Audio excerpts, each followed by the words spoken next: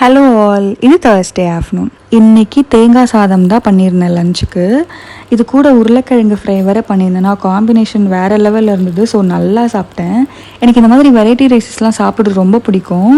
பண்ணுறதும் ரொம்ப சிம்பிள், டேஸ்ட்டாகவும் இருக்குமா. ஸோ ரொம்ப பிடிக்கும். நிறைய பேருக்கு பிடிக்காது அவ்வளோவா பிடிக்காது அப்படின்னு சொல்லி கேள்விப்பட்டிருக்கேன். ஏன்னா குழம்பு ஊற்றி அதை இப்போ தொட்டுக்க வச்சு சாப்பிட்றது தான் சாப்பிட்ட மாதிரி இருக்கும்னு சொல்லுவாங்க.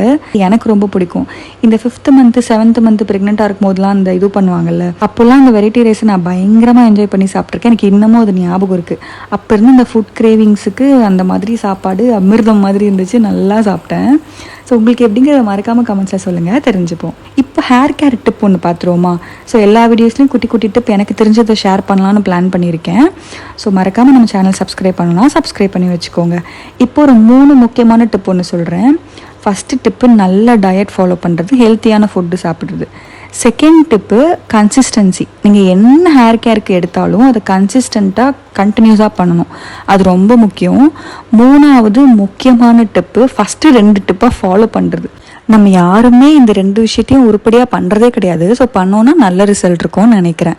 இன்னொரு வீடியோவில் மீட் பண்ணலாம் மக்களே. Stay tune. பை.